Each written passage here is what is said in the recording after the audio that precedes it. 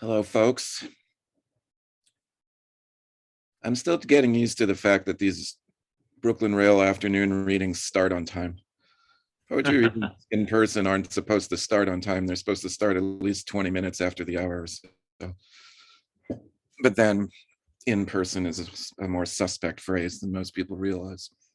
Hello, welcome to the 511th New Social Environment episode, and also the what number of radical poetry reading are we at? 7,152. 7,600. Okay. Welcome to the Wednesday afternoon radical poetry series. My name's Anselm Bergen, and I will be your demi-host today. We're very pleased to be joined by Leonard Schwartz, Haleh Melgard, and Haleh Liza Gafori. And this is part of a two-day, two-episode celebration centered around a book of Haleh's called Gold, which is a set of translations of works by the great poet Rumi. And today we're going to have a reading and discussion. And then tomorrow, another kind of discussion will take place, and we'll post information in the chat about that. And Leonard will give you some details in just a minute. We'll also be posting in the chat messages having to do with supporting the rail and with the rail's various concerns. And right now, I'm just going to introduce Leonard so that we can get into things. Leonard Schwartz is the author of a number of books of poetry, including most recently Heavy Sublimation from Talisman House and Salamander, a bestiary published by Jackie Ess. And that was a collaboration with the painter Simon Carr. His work in Poetics, The New Babel Toward a Poetics of the Mideast Crises, was published by the University of Arkansas in 2016 and includes poetry, essays, and interviews. He also edited and co-translated Benjamin Fondane's Cinepoems and Other with New York Review of Books. Schwartz also was a host of the great radio program Cross-Cultural Poetics, which is archived online at the University of Pennsylvania's Penn Sound Archive. Please welcome Leonard. Thank you so much, Anselm. Great to be here. Great to see you, Anselm, and great to see all of you. Really great audience. I see so many friends and wonderful writers and artists already. Just glancing at the screen. When Fang Bui asked me to curate a installment of the Brooklyn Rails series in response to the pandemic on Zoom, I was flattered, of course. Thank you, Fang, for asking me. And I knew pretty quickly what I wanted to do, because I knew that Haleh Liza Gafori's translation of Rumi under the title Gold was coming out soon. And I knew that Haleh Melgard had her first book, Fetal Positions, coming out soon. And in the midst of the pandemic, when we were all so separated and also abstracted, both of these books explored a kind of ecstatic embodiment. And I thought, what better pairing of poets to begin with, to sort of come back into our own bodies in very different ways in Melgard and in Rumi Gafori's work. So what we have in mind for today is Haleh Melgard will read first, and then Haleh Liza Gafori will read, and we'll talk a little bit together about that, and then open it up for questions. Before I introduce Haleh, I just want to say hello to and introduce some of our great audience. I see the Persian translator Elizabeth Gray, welcome. I see the poet Jung R, welcome. I see who else do I see? It's just a great bunch of group of people, and while we're all spread out from New York to where's Magid Zaire, Cairo, Egypt, to all kinds of places, it's just great that the Brooklyn Rail has this space that we can have a kind of conversation with one another. Welcome also to the students in Temporality, Word, and Image at the Evergreen State College, who are also attending the event. So Haleh Melgard, somehow or other, I know Haleh Melgard almost 20 years already. which is shocking.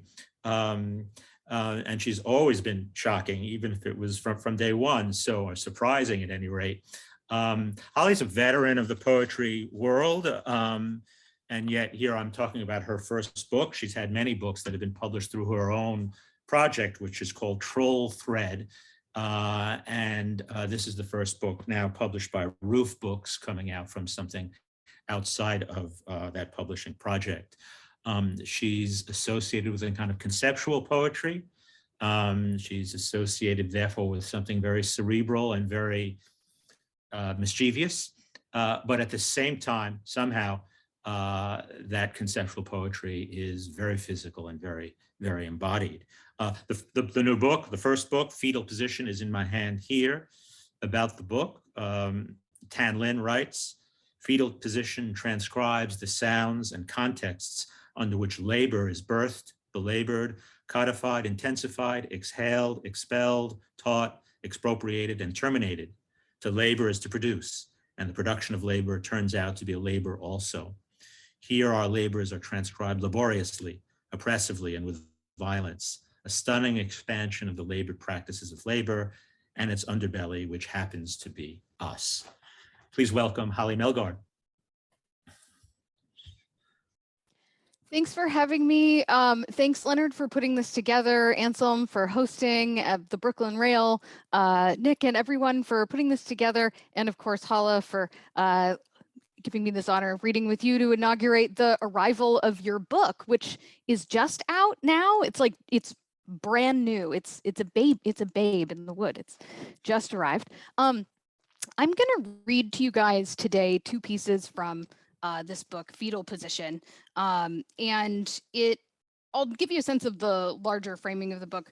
Fetal Position is a slant poetic study of nascent forms of labor and scenes of their emergence, such as the noise of being born and transmissions of intergenerational violence. Here, voices speak who I myself am not, or am not yet, but who I operate in relation to becoming.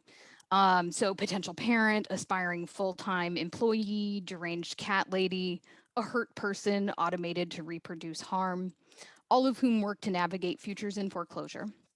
So that's kind of like the larger framing of the book. And I picked today two pieces that I think kind of resonate with Rumi and the idea of ecstatic embodiment specifically. Let's see.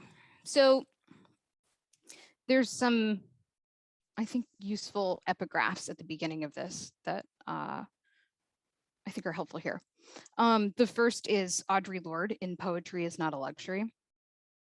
It is through poetry that we give name to those ideas which are, until the poem, nameless and formless, about to be birthed, but already felt. That distillation of experience from which true poetry springs births thought, as dream births concept, as feeling births idea, as knowledge births or precedes understanding. And the other epigraph is from Agamben's Infancy and History, where he writes, that which has its place of origin in infancy must keep on traveling toward and through infancy. So child labor is the first one I'm going to read. And child labor is made up of pornographic descriptions of what it's like to be inside of a woman that I cut up, and I reordered the information to narrate childbirth from the fetal point of view. So this is child labor.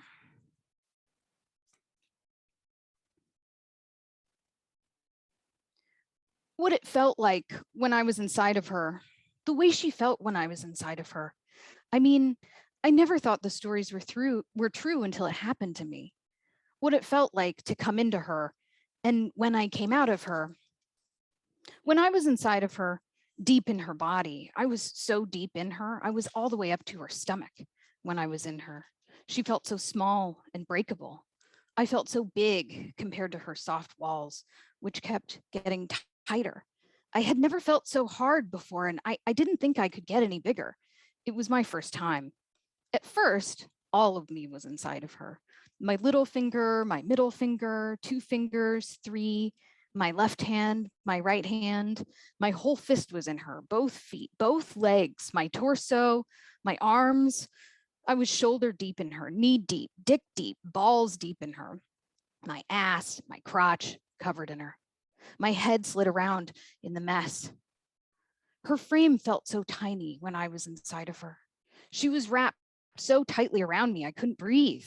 I wasn't expecting her to be so fragile and soft, which only made me get bigger. The sounds she began to make when I was inside of her. All I could hear were grunts, whimpers, and the slapping of our skin. Those little sounds she made were spellbinding. She was like poetry in motion. I knew I needed to pull out when I felt her walls start to pulse as she began the hip movements that soon had me moving slowly in and then out. She started begging me to go down all the way. So I turned to go down. I wiggled a little in her and her back arched up. I moved in her, all around in her, still way up in her, my tip touching her womb, and I went down, further and further down. I was so down. Our bond cemented when she pushed my face up to her vagina, forcefully and with confidence. It was then that I knew she was down too. But when I went to enter her pussy just a little bit, she started screaming because it hurt too much. Now, before I entered her pussy, there was no blood at all. But going down made her start to get wet. Every move I made just made her get wetter and wetter. I didn't want to hurt her, so I entered her vagina tentatively. I took my time and I went real slow at first. She moaned louder and louder with pain. I was just trying not to break her when it was she that gasped in a positive way, letting me know that she was not hurt, but relieved.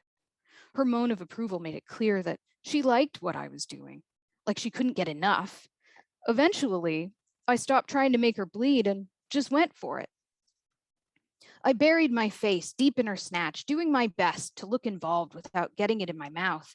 As I entered her pussy, I could feel the hot wetness. She was so amazingly tight. She was such a perfect fit.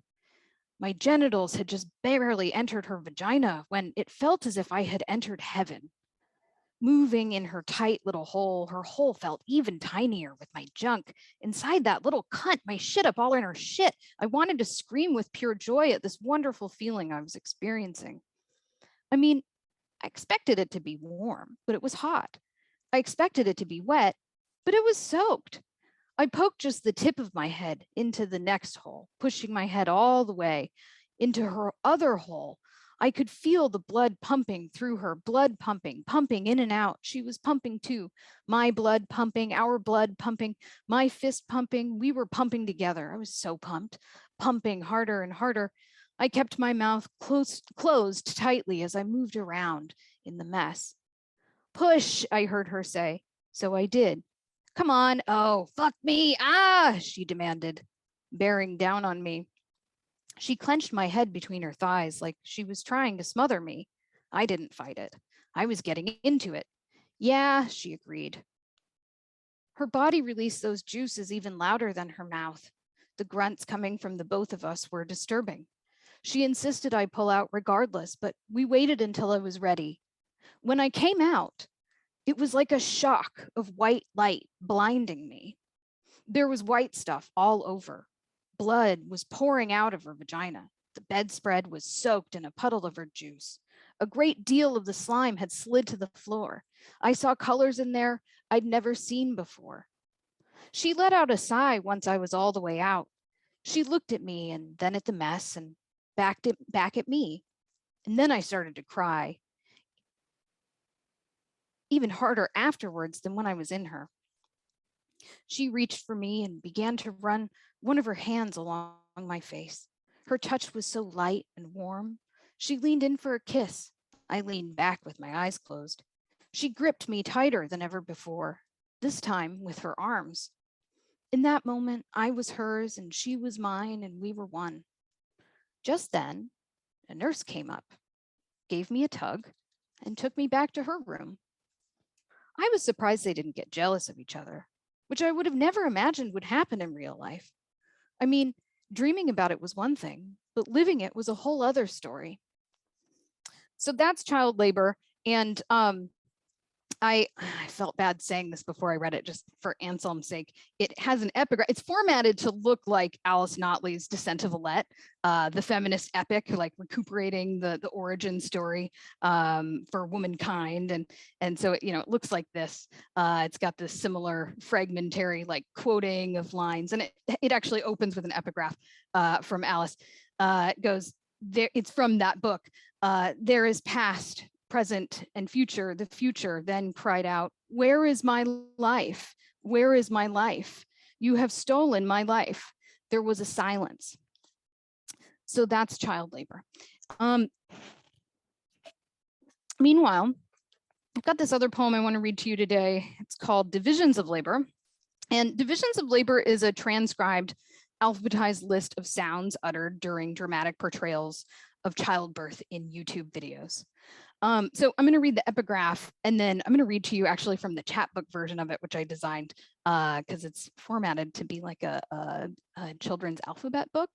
So the epigraph to it in this version is from Silvia Federici's Precarious Labor and Reproductive Work, and it goes, "Once we say that reproductive work is a terrain of struggle, we have to first immediately confront the question of how we struggle on this terrain without destroying the people you care for. This is a problem mothers as well as teachers and nurses know very well." So here's Division of Labor. This is out on Make Now. It's this little chapbook, alphabet book. So it's like this. Okay.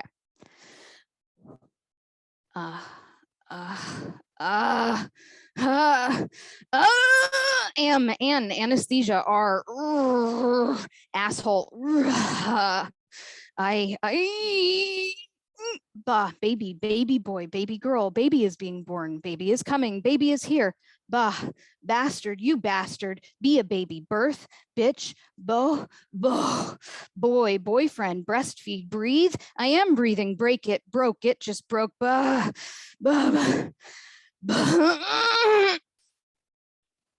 cesarean, can you see it? Can't, I can't, careful, cervix, cocksucker, coming, it's coming, contracting, contractions, crap, C-section, damn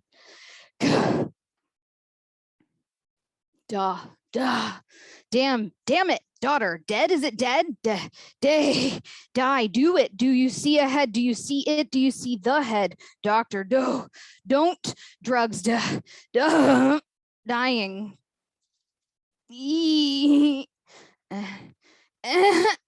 epidural,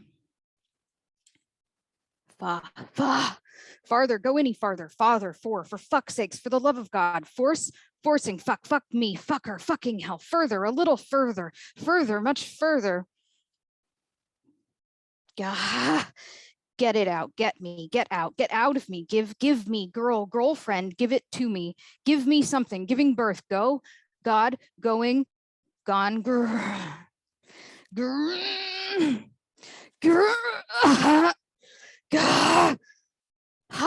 he, hear it, head, is there a head,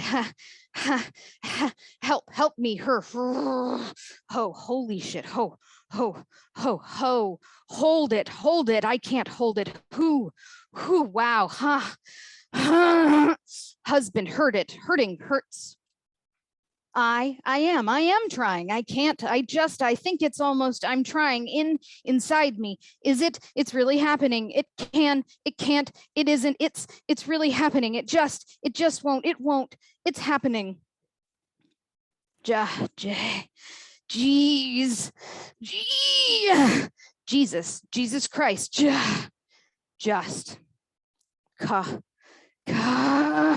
keep it, kill it, kill me, oh God, kill me, kill the pain, kill you, labia, labor, law, leave it, leave me alone, little baby, little boy, little girl, little one, make it, meme, mom, mommy, mother, motherfucker, my baby, my water broke, name, no, don't, no, can't, no, I can't, no, just, no, oh, no, Oh, baby. Oh God. Oh God. Oh, ouch. Ow. Oh, ow, ow. Okay. Oh, ouch. Ow, ow, out. Get it out. Get it out of me. Over with. Over yet. Ow. Pain, papa, parent, partner, pig, placenta. Please, please, please help me. Pregnant. Put me. Quit it.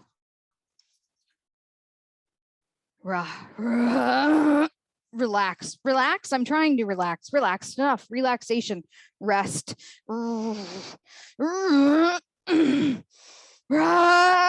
Save me. See it. I can't see it. See you see it. Shit, sleep, son of a bitch. Sorry, stick it. Stirrup, stomach, stuck, isn't it? It's stuck, isn't it? Is it stuck? Take it out. Take me. Tap water. They, time, it's time to. Trying, I am trying to. Ugh.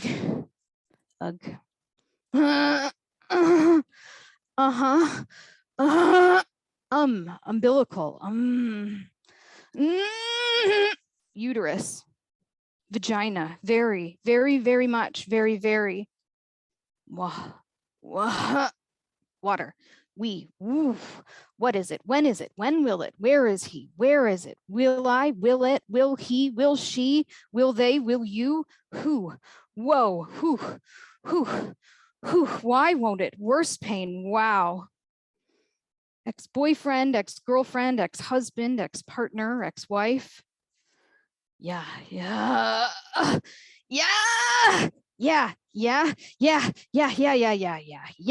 it is. Yes, it's coming. Yes, it did. You bastard. You can't just, you cocksucker, you coward. You have no idea. You have to, you piece of shit. You pig, you motherfucker, you son of a bitch. You'll have to, you'll need to. You're dead to me. You're going to pay. You're not supposed to.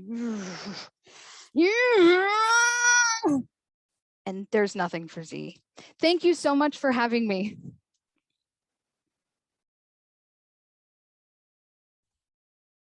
And there's nothing for Z. Thank you so much, Haleh. Of course, I have thoughts and questions for you on that piece and on the book, and we'll be circling back to the embodiment in your work a little bit later on. But now I get to introduce Haleh Liza Gafori, who I met in 2018. When she'd already was deep into her translations of Rumi, and has been working on them ever since, up until the book, which just came out this week, or maybe it's listed as next week, but there are copies around. In all that time I've known Haleh, she's been, as it were, possessed by Rumi, mediumistically channeling Rumi in some really embodied way, not in a rhetorical way, in an embodied way. I can't remember any occasion in which we met between 2018 and now in which she wasn't ecstatic or seemingly ecstatic in terms of her relationship to the translation work she was doing. Gafori herself is an accomplished poet and musician and performer, as well as translator from Persian. And so, of course, all of her own skills as a poet and a performer need to be and must be and deserve to be acknowledged. But meanwhile, also something very special was happening between her and Rumi. As you know, tomorrow we'll continue on with Haleh and the discussion of Rumi with two respondents, Sarah El-Tantawi, professor of Islam, contemporary Islam at Fordham University, and Wideeyed Tektin, poet in Granada, Spain, who's here with us today. Glad to see you there. About Gold, which I have a copy of, translations of Rumi. Eve Ensler, or formerly Eve Ensler, now she's known as V, writes, Haleh Liza Gafori's ecstatic and piercing translation has lifted a veil, bringing Rumi closer into the quick of our present. Each poem is a divine invitation. And Elizabeth Lesser writes, I've been longing for these translations of Rumi's poems my whole life. Haleh Liza Gafori has taken Rumi's original Farsi text and unleashed its fire. My soul soars reading each one. the poet Architect, and also told me the other day, I really, without being aware of it, I was waiting for these translations into English my whole life. That's what Elizabeth Lester says as well. I've been longing for these translations of Rumi's poems my whole life. Please welcome Haleh Liza Gafori. Hi there, thank you. Thank you for that very generous introduction. And thank you, Holly, for reading. Leonard has introduced us, and this was my first time hearing you read, and it was an experience. I almost want to start with some kind of sound or language, but let me do it in Farsi first, just to sort of link the whatever just happened. Yar mera qar mera ishq jigar khar mera yar toy qar toy khaj nigahdar mera dan toy dam toy bad toy jam toy pukht toy kham be magzar mera حجره خورشید توی خانه ناهید توی روزه امید توی راه ده یار مرا. Because you brought in the music of labor is what I meant. I wanted to bring in the music of the Farsi, the Persian, that was Rumi, and you can hear how much rhythm, how much internal rhyme and form there is in his work, the ghazal form, ending the couplets with mara, mara, mara, and having that propulsive rhythm he was often composing while a drum was playing. Here's the translation of that poem. I wasn't going to start with this one, so that's why I'm flipping through, excuse me. Okay. Friend, cave, love that burns through me and consumes me. You are the friend of my soul. Lift me up. I'm still searching for it. Here it is. Okay. Friend, cave, love that burns through me and consumes me. You are the friend of my soul. Lift me up. You are spirit, savior, slayer, and slain. Inside your heart, mysteries stand naked. Press my ear to your chest. You are light, revelry, the road to triumph, the bird from the holy mountain. I am the seed in your beak. Drop and see, sugar and poison, tenderness and rage, room flooded with sunlight, house of the wandering star, garden of buds about to bloom. You are all of them, dear friend. Let me in. You are day and night, the feast and the fast. You are the harvest of my prayers when I have nothing but hunger for nothing but grace, down on my knees. Water and jug, soak me in your grace. Trap and bait, cup and wine, raw and cooked. Don't let me be callow. Don't let me be petty. Don't leave me raw. Cook me, burn me up. I'll rise. Restless with longing, my mind and body weave web after web, my own heart's ensnared. When they trust, they stop. The path to you opens without a word.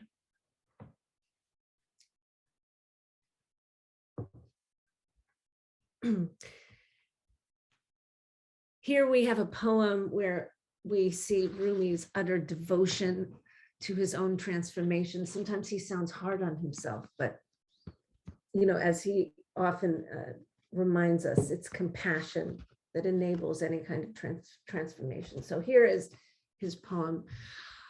I'm not that unrequited lover, so bitter I flee love.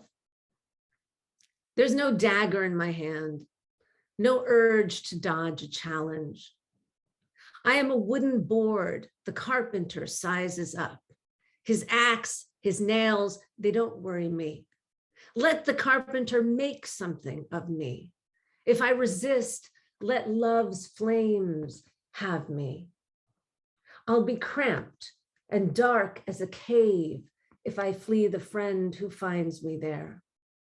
I'll be frustrated, dull and barren as stone if I don't step out of my petty self, take off its tight shoes and wade into rubies. How many eons must pass before the treasures I find here appear again? Why ignore them now? And why not seek my noblest self? I'm not here to be ignoble. I don't have a queasy stomach. Why flee the tavern? And why should I fear the prince? I'm not a bandit, though I curb my heart. Quit it. Enough, I tell it foolishly. And my heart answers back. I am in a gold mine, deep in gold. Why flee your chance to give?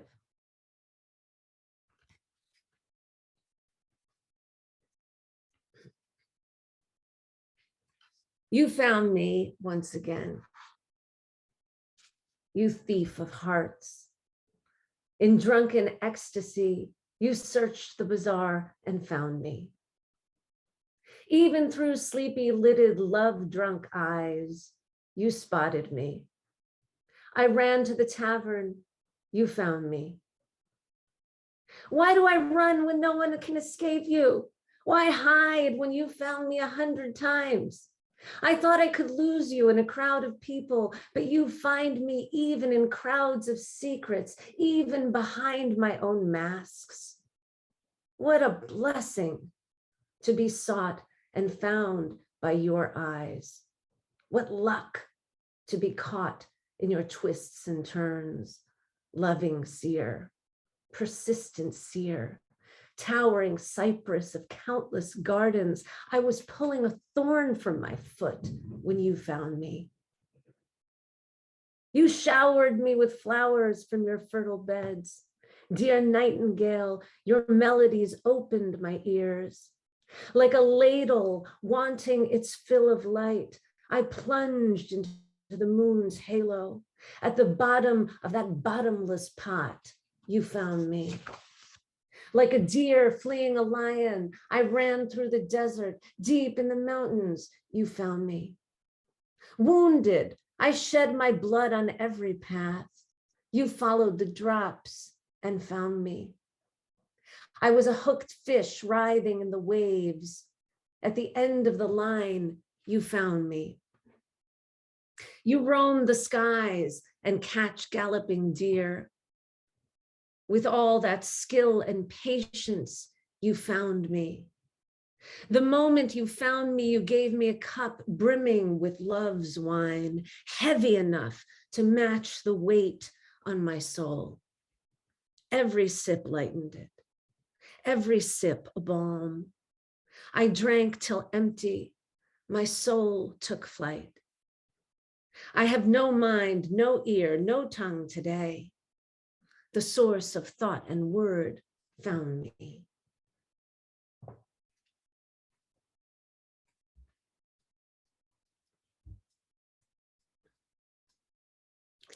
Okay, this is a sort of conversation between soul and self. And so on the page, there's a left and right. And I don't know, maybe I'll indicate with my hands or just trust that it's clear who's speaking when. Let's see. Let's try this. Colorless, nameless, free. That's what I am. When will I see myself as I am? Put mystery in the middle. Where is the middle in this middle I am? And this silver-tongued stream in me, when will it grow still enough to know the streaming stillness I am?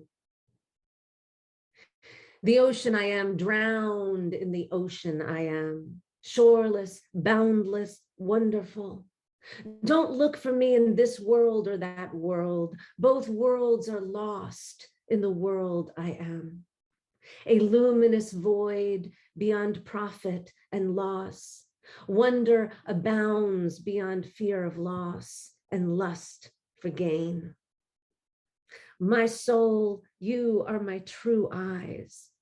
What are eyes in the invisible, visible I am? Then what do I call you?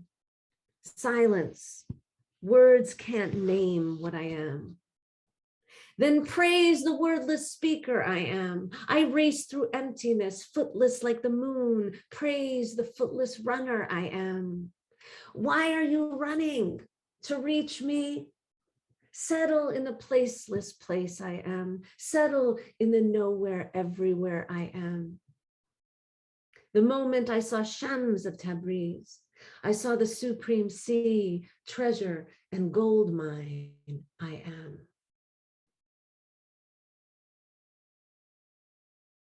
Okay, I see a request. Will Haleh please sing one of Rumi's pieces in Farsi? Well, I landed on a page that I can sing. Let's see. He says, you shattered my cup. You shattered my cage. Light, feast, triumphant blessing, friend, trickster, haven for my drunken heart. You brought my spirit to a boil. Jushi bene barshurema, turned my grapes to wine. Tome shavad angurema. You lit a fire to the fragrant wood and body of song in me. Watch the smoke rise. You brought my spirit to a boil, turned my grapes to wine. You lit a fire to the fragrant wood and body of song in me. Watch the smoke rise. Jushi bene barshurema, tome shavad angurema. Atash zadi bar udema, nezare kon bar dudema. Ey nur ma, ey sur ma, ey dolat mansur ma, ey yar ma, ey yar ma, dam dil khammar ma. Ferment like wine in the barrel of your body. Just the other day, fire whispered to smoke. No stick of aloes wood shuns me. From its gnarls and knots, my flames unfurl a honeyed musk of amber, fruit, and flower. It profits in perishing.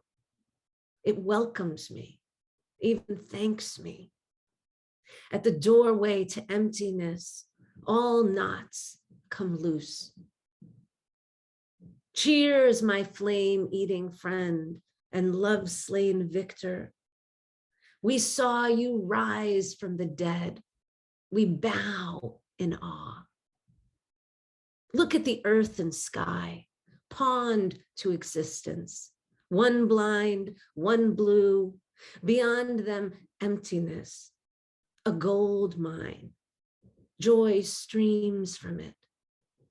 Why flee? Lose yourself to it. Turn the hard soil and break the clods open. Seeds will sprout. To stand elegant as a cypress, to caress a face, every seed must shed its coat. Churning and burning in the fiery gut, bread turns into soul and mind. What isn't transformed by fire is eaten up by envy. Smelt the gold and silver hiding in the rock. Glimpse what can't be glimpsed. Wherever the soul soared, fire was there first. Everything I don't know, love will tell you.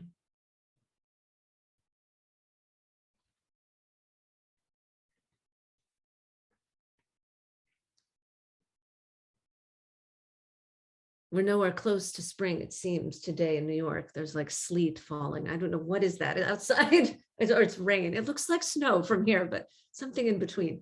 But here we go. Here, it's spring, my friends. Let's make our home in the cypress grove and wake our sleepy destiny till it surges skyward like these trees. aliens rising out of the grass. Just like them, we are bound to the ground, heading to groundless ground where the soul flows, nameless and free. Here, let's take our bound souls there. New leaf, you burst through the bark. Tell us how to break out of our cage. Cypress tree, you tunneled through darkness blind and blasted through the soil. What map was in your mind? Tell me, I'll follow. A flower steps out of its tight bud, gives its nectar, gives its gold. How do we do the same? Soft white stars of jasmine, sweet dizzying musk of jasmine. Where is your garden? I'll serve at the gate. Dear nightingale, I bow to your bright songs, never the same twice. Master of improvisation perched in a tree. Flowers delight you, you delight us. How do we pass on the favor?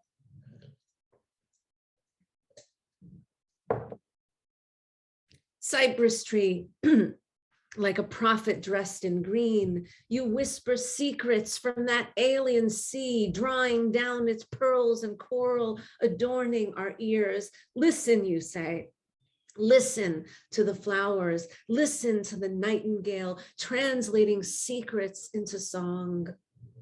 Turtle doves coo at the moon, parrots sweeten our chatter. The soul drinks their music, wet and fresh as spring.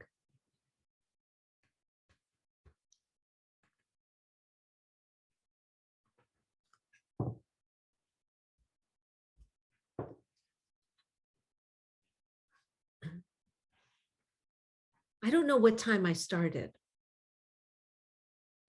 The reading or working on Rumi or No. life? No, just the reading. I mean, I'm wondering how much more time I have. I can't answer that one, that's for sure. That I last. tried to do 15 minutes, so I didn't follow the time. Okay, here we go.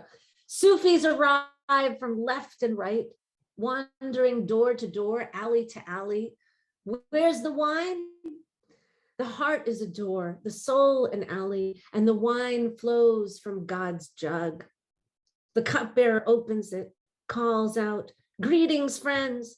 To drink this wine is not a sin. To feel ecstasy is not a sin. Feeling guilt for feeling pleasure, that's your sin. That's your chain. Shatter it, tear it off. Then invite the Puritans over. Today is an invitation to ecstasy. Let them know. If they turn away, let them go, let them judge, let them talk, let them smear your good name. You'll have less to guard. Lover, the eyes of lovers behold you. Your friend is the sea.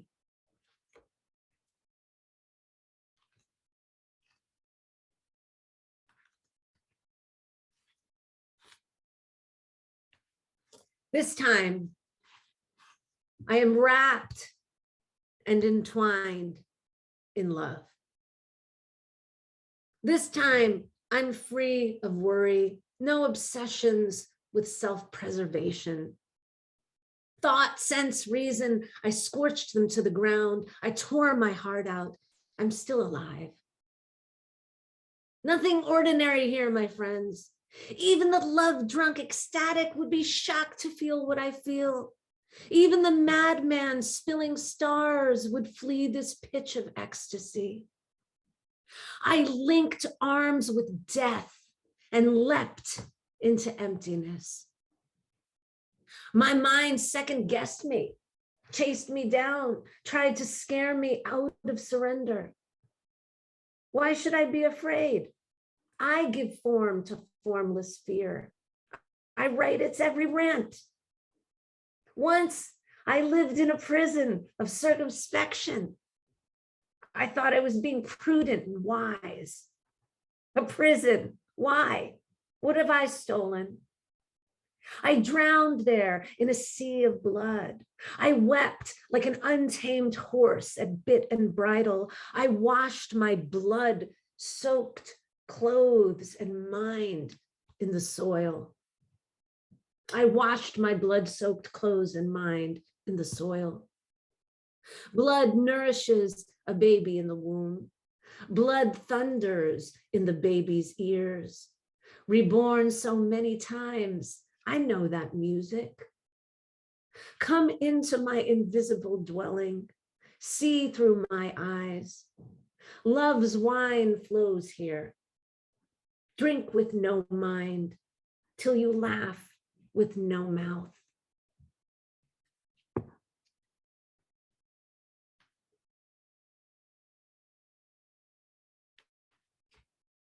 My father used to, okay, am I done? I saw an apply, what was that? Was that, no, I'm not done, okay. My father recited this one when I was a child. Yek khane porze mastan no residan, divanegane bandi zanjirha daridan. Yek khane porze mastan no residan, divanegane bandi zanjirha daridan.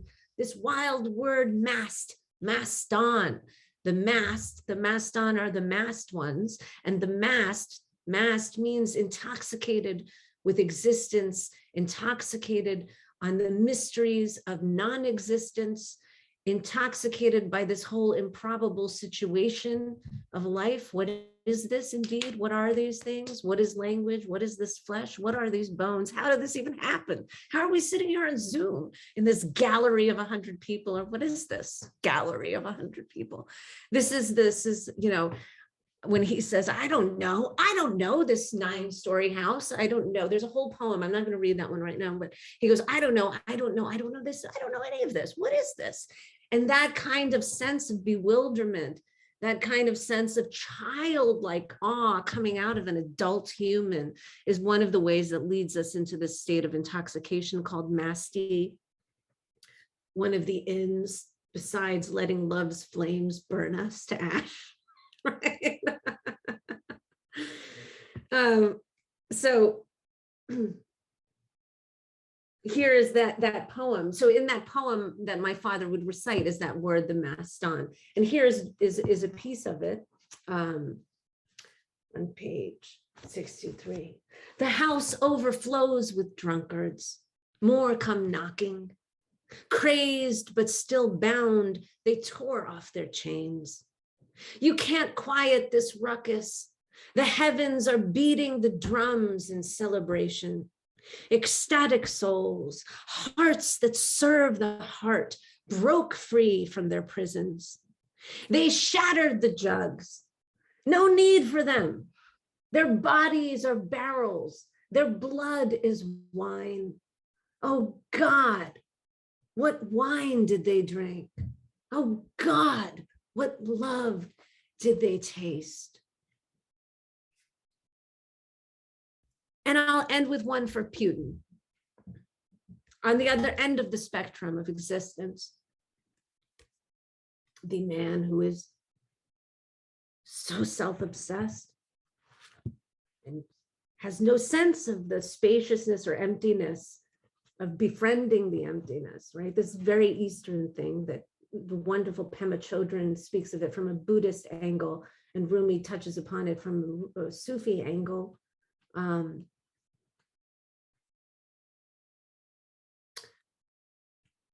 I'm just looking for a pardon because I wasn't going to read it, but I thought, why not read? Oh, well, actually, okay, you know, there's two more. They're both fairly short. I'll end with, okay. You're ready for battle? Eager for chaos and blood, but too terrified to breathe one breath in awe and reverence. Every moment, another being is born, branching like a tree. Creation leaps from star to star. Angels and demons marvel, while plump and pumped up, you fiddle with your mustache. You boast of your manhood and fancy yourself a lion, fierce and domineering. You're immersed in the unfathomable and you see nothing but yourself. Be amazed. Look how lucky the desert is. a clear sky above, and emptiness below. Love travels end to end on every wind.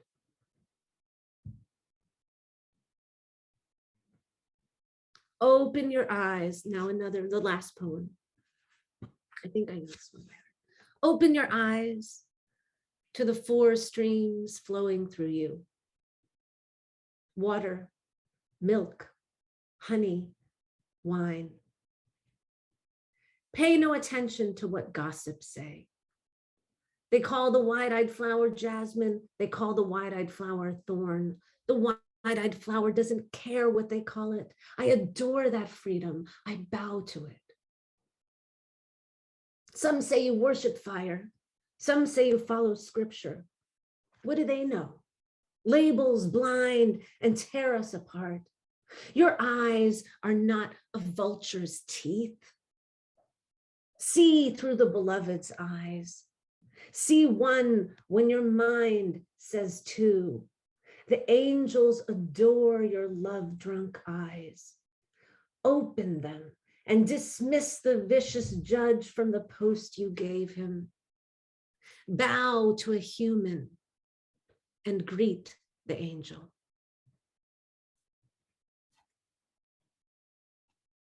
Okay, that's it. Thank you, Haleh. That was absolutely wonderful. Really great to hear those poems. And I know you've been working on them, laboring over them ecstatically for 5 years at least. And to have that book come out this week and to hear you read from it today is absolutely wonderful. I'm going to start by asking you something about Gold, Haleh, which is in your introduction to the book. You write, the languages of Farsi and English possess quite different poetic resources and habits. In English, it's impossible to reproduce the rich interplay of sound and rhyme and the wordplay that characterizes and even drive Rumi's poems. Meanwhile, the tropes, abstractions, and hyperbole that are so abundant in Persian poetry contrast with the spareness and concreteness characteristic of poetry in English. I've sought to honor the demands of contemporary American poetry and conjure its music, while I hope carrying over the whirling movement and leaping progression of thought and imagery in Rumi's poetry. And if I might just combine that with something that you say at the very end of your introduction, which is when you're commenting on the Farsi tradition or the Persian tradition of the poet ending with the last two lines of the poem, sort of mentioning the poet's name. Hafez does that in all of his poems. The last two lines, the poet's name is mentioned. And Rumi doesn't do that, that there's a kind of emptiness, as you were describing. There's a kind of no mention of self, yet a passion too deep to be born, the way a Chinese poet Sikong Tu puts it. And how important that is. And so my question is, can you talk a little bit about your process as a translator, given the differences between Farsi and English, and given this whole question of omitting the announcement of the poet's name at the end, which is there in the Persian, but we're not necessarily used to in English? Yeah, well, I'll start with the latter in terms of the name in the last couplet of Ghazal. So in the Ghazal form, that's one of the sort of rules of the Ghazal form, is to put your name in the final couplet as a way of signing off, as a way of addressing yourself. And yeah, Rumi Maulana never did this. Not once did he put his name in his there's over 3,200 poems in Divan Shams Tabrizi, which is mostly ghazals and quatrains. So he has so many of these ghazals, I never once did it. Many times he put Shams's name instead. Shams of Tabriz was his, his mentor, his guide, his love, his beloved, his liberator, his catalyst, for his revolution. He puts Shams's name, and other times he puts well, let's just talk about Khamush. He puts the word Khamush, which is silence. So there's that spaciousness, that emptiness, and he calls himself back to silence. Marilyn Nelson says, poetry emerges from silence and leaves us in silence.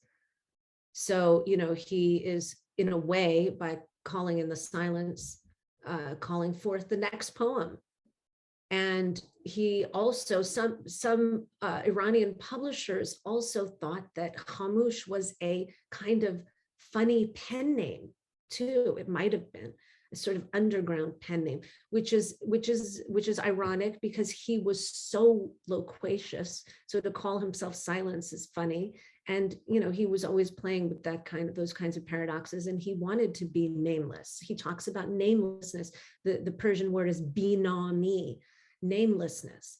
You know, he was very famous at the age of 38, and he was a preacher. He was not a poet yet. So we have no poems from before the age of 38. And then Shams came into his life and, you know, said, really, you want to do this forever? Let's go over here. And Rumi was hungry for intimate, honest conversation. He was hungry for someone who really embodied the mystical philosophy and wasn't just speaking it. So he dove in with Shams, and then, you know, much happened over the course of 2 years, of course, and then he became the poet we know him to be, and he ended up writing 65,000 verses of poetry until he died. But the point is, what is the point? That's that answer. Okay. The second question about translation. What did you ask me? What was the process, or bringing it into the music of American poetry? Just how you negotiate between Farsi and English, or Farsi and American. Yeah. I think the image, hopefully the images carry, you know, the images are what cause the eruption of work in a way. Also in his poetry, the messages and the, you know, what's behind the words. Sometimes you have to dig. There are words, for instance, like oud. This is not an example of a word I have to dig for, but oud is a word that it means two things. It means incense and it means an instrument. So then as a translator, you decide, am I going to pick incense or instrument, or am I going to put both meanings? For instance, that's like a choice one has to make. You know, one has to, of course, let go of the idea of bringing in the music of Persian. One has to allow the music of contemporary American poetry to come through or to happen. And that happens hopefully as the image is transmitted. Yeah, no, thank you. That's great. And, you know, on that note, I want to also bring Haleh Melgard back into the conversation. I have two questions. One for Haleh and one for Haleh and Anselm Berrigan. You know, appropriating language as you described, or taking language from one place and moving it somewhere else, Haleh, as you described, isn't exactly the same as namelessness in the way that Haleh was just describing, but it's related, right? It's related to the poet sort of evacuating herself and himself and finding the language in the atmosphere and then moving it over to where perhaps we think the language needs to go. That's one question I have for you, Haleh. And the second for Haleh and Anselm would be, you know, Haleh mentioned that the poem of the birth sounds began with a quote from Alice Notley, who is Anselm's mother. And so the poem was from the point of view of the fetal position of the baby coming out, in a way that there was an uncanny kind of happening there between you and between that poem potentially and Anselm Berrigan. I just want to know what that was like at some point, if the two of you could talk about what that was like, because I don't think either of you expected it exactly that way.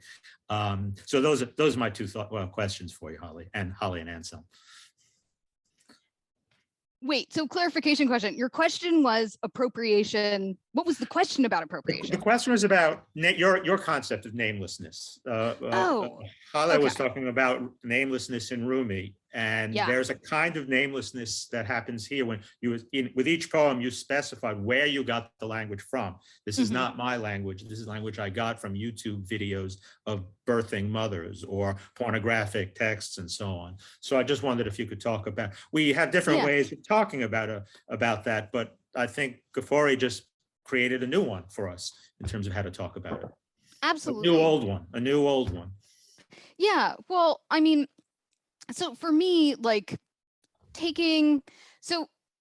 me, the whole gloss of appropriation and conceptualism, I started after conceptualism, I came after it. So it's very much thinking through, Barth says I don't know if I make language so much as it makes me. When we arrive in this textual condition, there are frameworks that the reader applies for reading us, right? And so as I was writing this book over the course of my emergent years as a poet, you know, I'm speaking of Anselm, my mom is a visual artist, so these are her drawings on the wall here.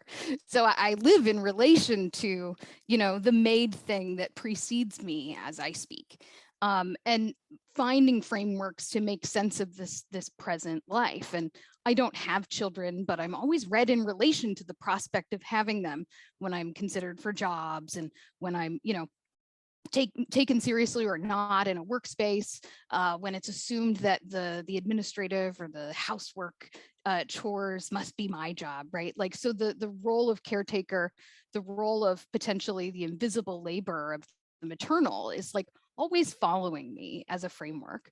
And at the same time, and so, you know, I've gotten a lot of heat over the years for not being a mother and using these materials. And for me, it's always been an adventure in exploring and locating where the fetal perspective is in the situation of this larger maternal umbrella under which I find myself in the way that I'm read. And so, and the child as a figure for namelessness, you know, prior to having learned to distinguish as like a cultured act. The child doesn't know where their body begins and ends, right? They don't see divisions in the same way that grownups do. They haven't learned the boundaries yet. Nietzsche has this whole idea in Thus Spoke Zarathustra about like the progression of becoming the artist, where it's like you start out as like this burden carrying camel and you carry the load for what others put on you. And then at a certain point in your life, you start tearing down the you know, the prison bars that shackle you, and you go through this destructive period. And at the other side of that, after you've killed your idols, what's left is just being new in the world again and staring out with childlike eyes. So the lion, the camel, and the child. And Nietzsche says that sacred yes of just like saying yes to the world and not knowing no is part of that fetal or active infancy or active of the new. And so as a creative form, as an artistic form, I've been very much like following that, the childlike figure, the thing that precedes knowledge, the not yet articulate, as it's often been referred to in like a American experimental poetic tradition. Duncan talked a lot about this, Kathleen Fraser and others. And so anyways, so that's kind of my like traversing that. There's a lot of citations I could bring in, but like at bottom, I think there's an always seeking to access that point of view for the work to begin or something. Yeah, that's fantastic, Haleh, particularly since you cite Nietzsche's Zarathustra, which is based on the Persian Zoroaster and Zoroastrianism. And we heard, I think, that concept of fire in Rumi, in Gafori's translations of Rumi, that concept of fire at work. And so I appreciate that link. I also know, Haleh, that you do your translation work, and there's something about mothers that we're talking about here, because part of your translation process is consulting with your mother about the translations, right? Farsi is her first language, and you work closely with her. Is that right? Yeah, absolutely. My mother is extraordinary, wonderful, you know, just impeccable Persian. And, you know, even despite her impeccable Persian, though, there were times where we needed to go to the wideeyed, which is a vast dictionary of obscure and ancient meanings of Persian words, because sometimes these words have different meanings in the present and different meanings in the past. But yeah, we read the poems aloud side by side, and we discussed them. We argued over them. Yes, she was definitely a part of the process. And, you know, you could take some of Rumi's lines, and a literal translation will do, with a little shuffling of syntax.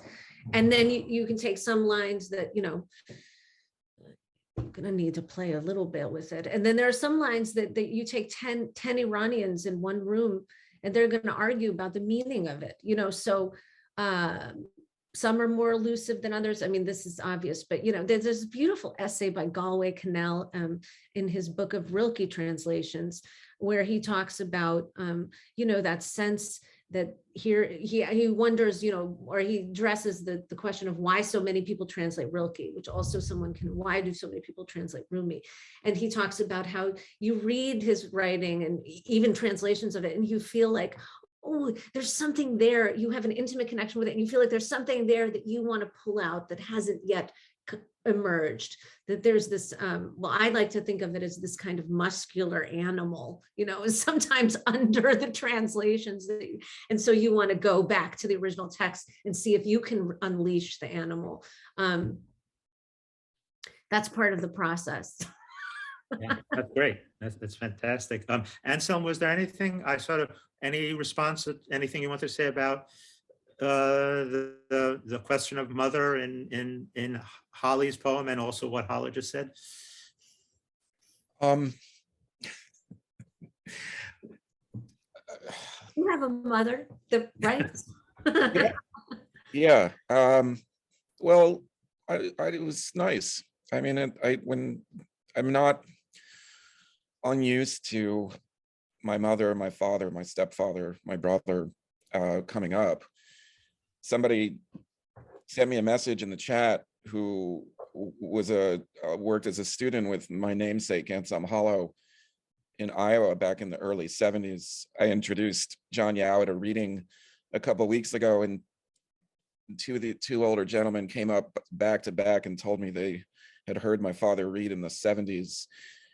And so, when stuff comes up like that, it just creates these other links and gives us something else to talk about. And, my father died in '83, so it's a long time ago, but my mother's active and working and living in Paris. And then because I didn't know that about the work, then that makes me really even more want to see how it's working on the page inside of those, the kinds of compositional unit and rhythmic unit that gets set up through the use of those quotation marks. But then it also reminded me of two other things. And one was my 14-year-old daughter has been liking to go around saying lately that when she was a fetus, she used to sneak out at night. And there's a long length poem of my mother's called Disobedience. And at a certain point in there, she sort of has an issue with sort of the male hierarchical handling of language in terms of science. So she sort of says, the laws of the universe must be elegant. And then she says, yeah, push a baby out of your snatch and see if you still believe that. So that's my triangle. But Leonard, there's some questions that have come in from some of the audience members, and I could ask them if that would be, if you'd like. Please. If there's anyone who can ask the question for themselves, or if you want to read the question that's exactly where I think we should go now. I'll read the questions actually, just to keep things going. The first is from Liz Gray, who asks, I suppose I would ask her, Haleh, when and how did Rumi first enter your heart, and how you knew you had to do this work? I think he did. He first entered my heart when I was a kid, and when my father was translating. Not my father was translating. My father was reciting Persian, as I shared a tiny bit of that. But there was something about it. My father whistled. He loved to whistle, and he also liked to recite Persian poetry.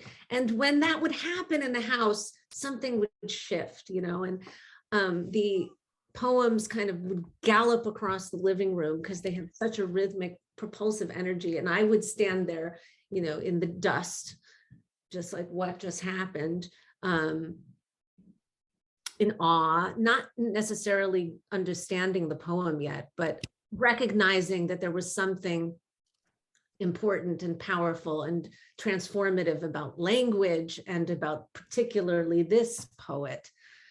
So that stayed with me. And then he kind of spiraled through my life. And I was reading translations of his, American translations in the 90s and in the late 90s. And I was touched by some of the lines. One of them was "move out of the tangles of fear thinking." And I actually had a crazy anxiety disorder as a child. You would never know now, maybe, but I did. And so when I thought, oh, you can do that? You can exit the tangles of fear thinking. So he was important. There were certain lines that really touched me. And then I started singing the poetry. So continuing with the spiral, then I started singing the poetry. And then in 2016, I was reading a poem. I started singing it in Persian and performing around and starting to teach workshops on his poetry. And then around 2016, I was looking at a poem and I thought that was translated. And I thought, I don't know if that line is really it. And I went to the original text and I thought I would have translated that line differently. And so I decided to translate that poem. And then it became, it became a hobby. It quickly became a passion. And then the work was there. I just want to acknowledge that that question was from Elizabeth Gray, who was one of our foremost translators from Persian, from Farsi. Yes. His translations are really quite extraordinary. So yes, I'm looking forward to the Farooq Farrokhzad translations that she has coming out. So the next question comes from Andrew Zawaki. And Andrew asks, Haleh, if you could discuss briefly your process of navigating your way around so many previous versions of Rumi in translation. It's wild. It's a wild world. It's incredible that how different, and some of the translators, there's like an Iranian translator who does almost like this very narrow, he was an architect, he's a wonderful human being, Nader Khalili, who did what are called earth houses. So he uses, the earth, the soil that's on the ground to make housing. And this model has been used in many places across the world. He was a wonderful spirit. And he also was translating Rumi.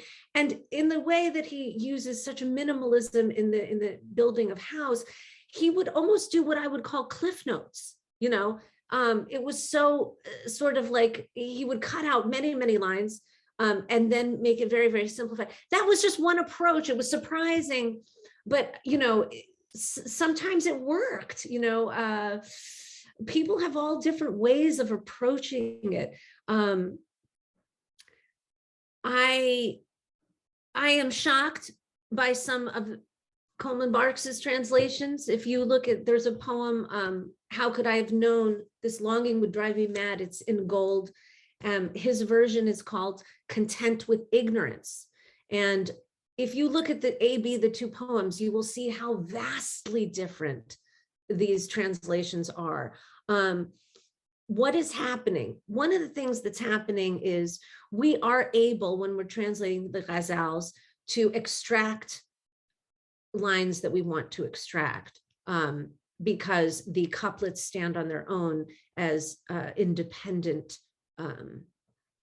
pieces. So sometimes a person can look at a whole poem and take one couplet and make that the poem, or they can take 5 couplets and make that the poem, or they can take 8 couplets and make that poem. So translations will differ. But then of course there's how much knowledge does the person have of Persian? How much knowledge does the person have of Sufi mystical philosophy? That really matters. There are, I'm not going to knock Coleman Barks too much, but I appreciate his work in some places, I really do. But I also acknowledge that, he is the foremost translator and considered, our sort of portal to Rumi. And I just want to be clear that there are moments where, he's making errors, like he translates Nahang as alligator and as a whale. That's just one simple thing that I've mentioned before, but that's pretty, and then there are things that you're just like, whoa, how did this become the poem? Okay, I'm just going to leave it at that. And there are very good ones too. There are very good poems too. It's a mixed bag. So when you ask about navigating, it is navigating. You're moving through choppy waters, and you're experiencing the different psyches interacting with the poem as well. I mean, let me just give one example. This is all in the intro of Gold, so you can read it there, but this is an opening line, opening couplet. Arbery, the Englishman, translates it as, Arbery was translating in the early 1900s. Whatever the affairs of the world, how does that affect your business?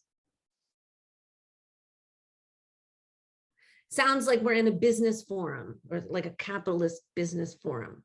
Whatever the affairs of the world, how does that affect your business?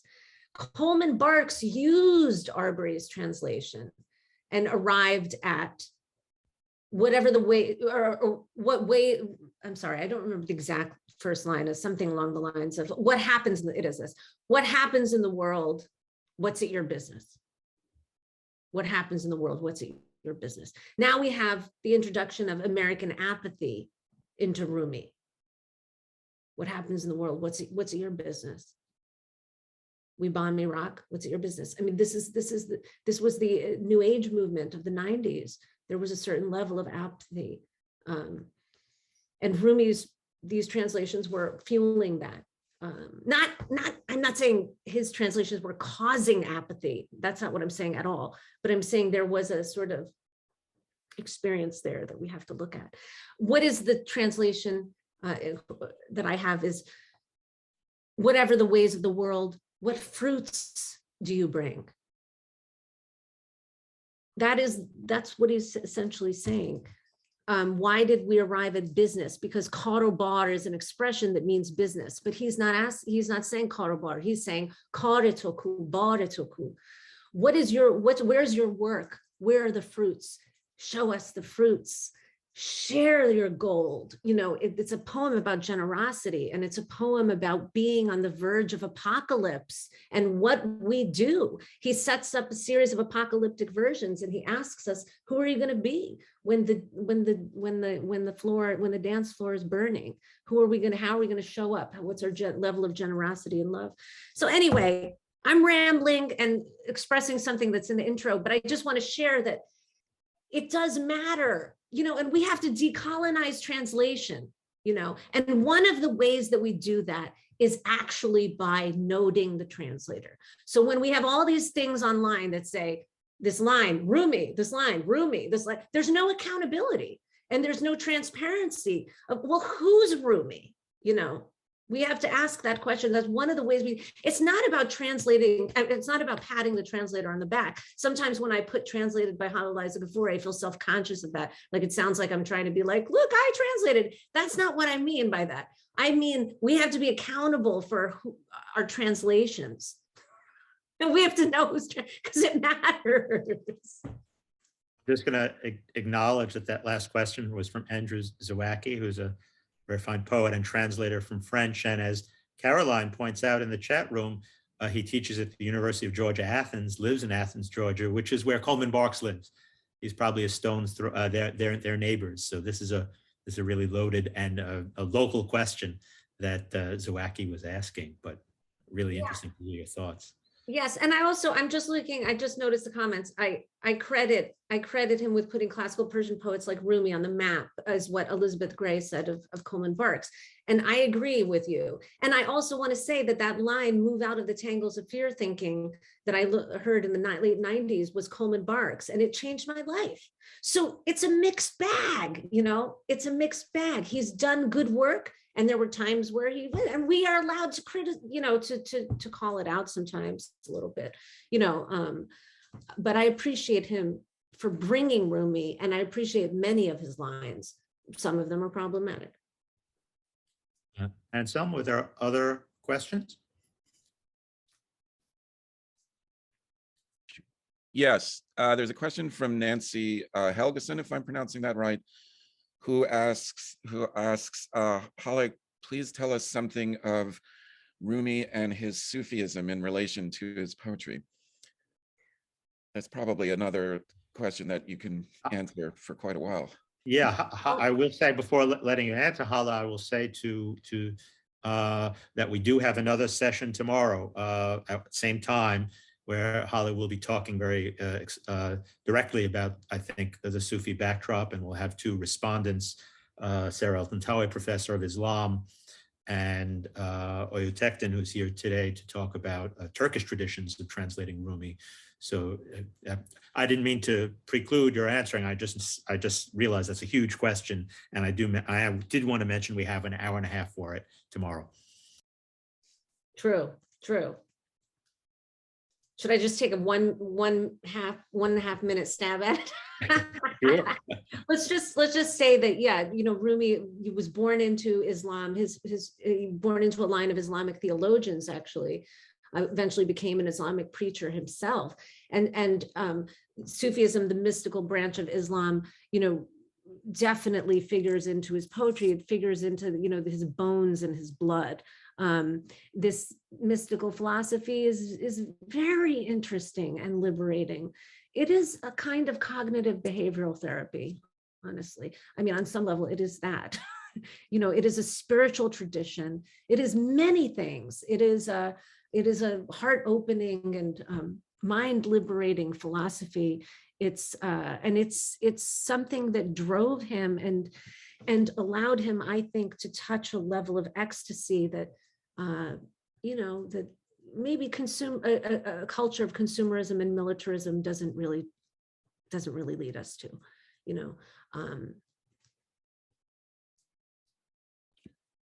Thank you. Thanks. So Oyutektin has a question, and can we unmute? Can we have Oiko unmuted to ask the question, or do you want me to? Are you there? You're muted. That's great. I'm unmuted. Thank you. I can also ask this question tomorrow, but if we have time, I will just be very brief. Haleh, you were, first of all, thank you so much, both Haleh and Haleh. This is fantastic. I am high on life right now and Rumi, and childbirth. My question, Haleh, you just started talking about, you know, your experience with Rumi, how he transformed you while, you know, you read him, recite him, translate him, you breathe with him. But I really want to know more, because we often talk about how the poet or the poetry in translation has been transformed from or carried from one language into another, right? But I am, as a fellow translator, I'm often very curious about how you have been transformed, or how Rumi has translated you into, you know, your current existence. I really want to hear a bit more about this. All right, well, I'll tell you the most recent, because it's a process, but I'll tell you the most recent. You know, this whole talk of gold, you know, and people ask me, why did you name it gold? And one reason is it recurs in his poetry, and gold is not the precious, you know, it is most often not referring to the precious metal, but to a feeling state.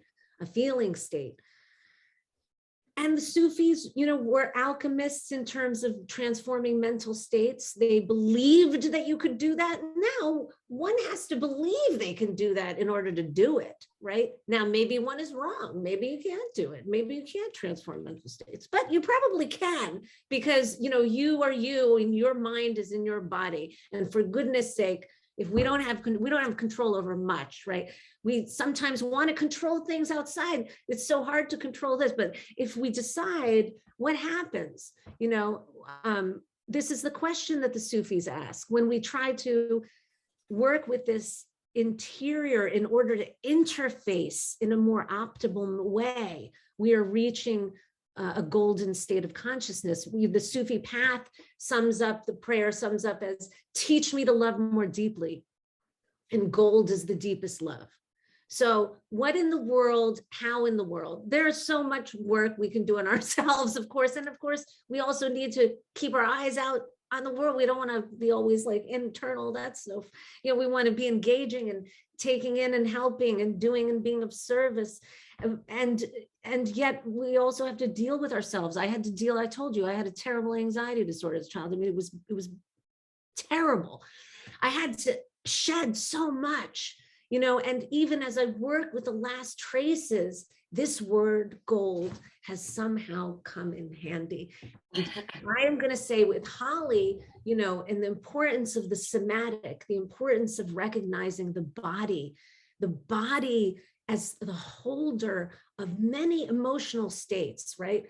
Our emotional states are in our muscles too. They're not just in our mind. Our bodies are patterned to feel certain things. If we're familiar and with anxiety, we're going to feel it more and more. We get addicted to it. You know, it's it's a chemical situation happening. So meditating, I meditate and I feel a shimmering. This is going to sound very new agey. I meditate and I experience shimmering gold. What does that feel like? What does it feel like to habituate my body to a different emotion? Am I allowed to do that? Absolutely. Yeah. Let me try. So I sit and I do that. And so what has been the shimmering gold. And I've been feeling it in my cells,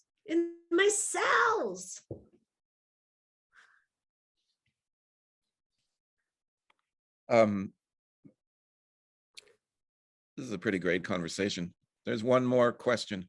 I don't know what it is, but I know who was going to ask it, and that would be Fong, who will ask the last question of the day, or the last question of the current minute.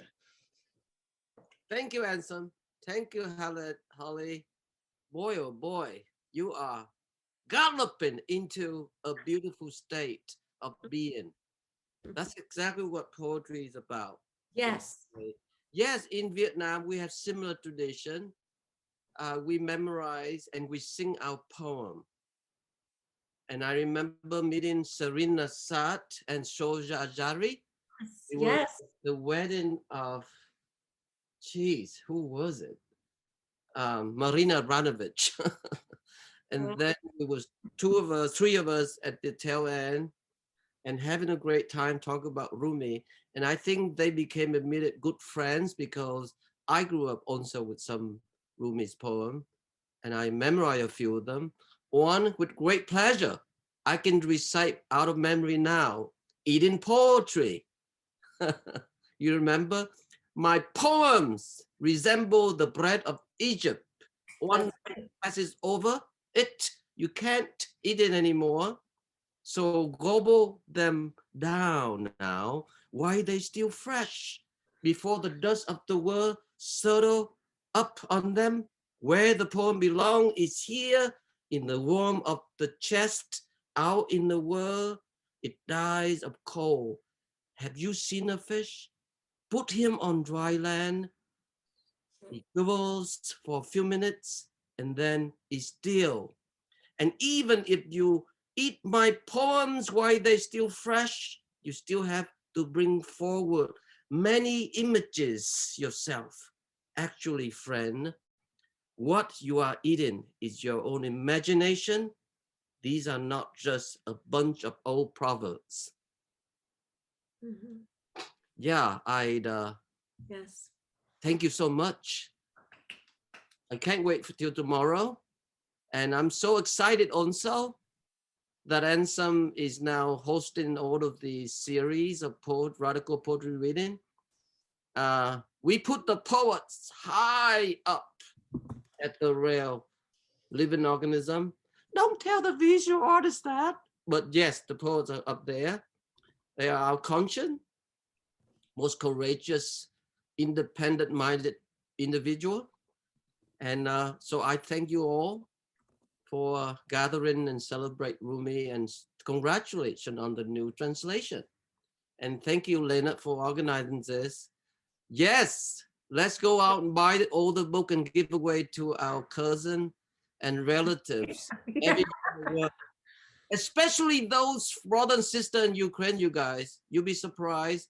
That would lift them up a bit too. So this is dedicating this event from now on. Every single NSE will be our dedication, and in complete solidarity of the people of Ukraine.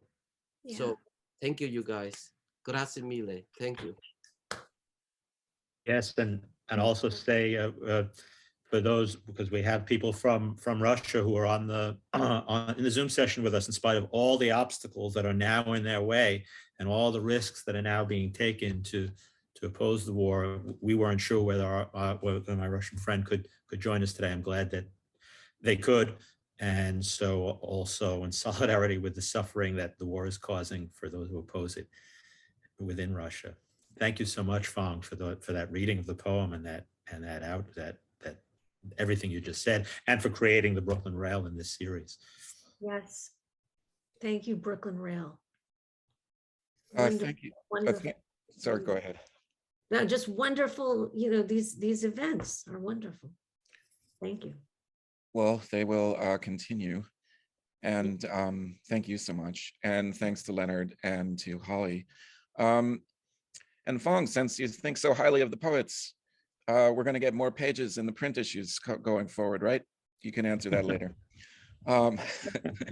We encourage everyone to, as I mentioned in the chat, that this reading and conversation, the recording of it will go up onto the Rails YouTube channel, and that should be up sometime in the next week or so. And all of the readings and the events are archived there and available to go back through. And please join us tomorrow at 1 p.m. for part 2 of the conversation and reading. And you can now turn on your microphones and say goodbye as you exit from this grid of cubes. Bye. Thank you all. Thank you all so much. Bye, Angela. Bye, Kate. Bye, Kayla. Thank Bye, you, Carl. Haleh. Thanks for Thank you, coming. Haleh. Bye, Leonard. Thank you so much. Thank you, Leonard. Hi, Haleh. Thank you so much. Thank you. Really. Wonderful. Can't wait to see you tomorrow. Thank you. Thank you all so much. Next Thanks. time in Granada. Yes, please come here. I like was in Granada. Next time in With Granada. Rumi. Spain. Oh, by the way, this is my cat Rumi. She's been here the Hi, entire Rumi the time cat. Oh, while no. Shams is out on the roofs, you know, just hunting. So I have, yeah. I was going to mention you had a cat named Rumi Oiku, but I And Shams. thought I should leave it to you to Shams. mention that. Nice. Hey, and if any of you are in New York, I imagine many of you are, if you're around on March 15th, we'll do a lunch party with music and more of the Rumi singing. So if you Yes, wanna- Haleh, we'll be in touch with all that because we are putting a huge exhibition in 8 different locations from May to October. It's called Singing in Unison. Artists need to create on the same scale the society has the capacity to destroy. I will ask Ansem and our poets friend, including you all, reading in 8 locations, and it's gonna be huge. That's So let's bring ourselves together, the art of joining and celebration of human solidarity. And can't wait to be continued with more. May to October, you said? Yeah, from May till October. And- October will be the month that we celebrate our 22nd anniversary.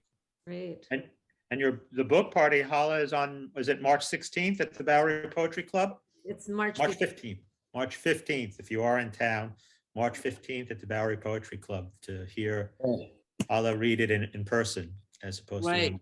We can do one of those reading too at one of the site of the exhibition. We'll coordinate that super soon. Can't wait till tomorrow. Let's go to have lunch. Yeah, where's lunch? Yeah, thank you guys. Much love. Thank you all. Congratulations. Ciao. Haleh. Congratulations again. Gracias. Congratulations. Yeah, congrats, Haleh. Oh, thank you. Thank you, Haleh. Thank you for reading and congratulations on the book. Dude, Yeah. so do you. Indeed. I loved hearing the music in it. It was blowing my mind. All right, you guys. Bye. Bye. Bye. Take care, everyone. Ciao. Ciao. Tomorrow. Thanks for coming.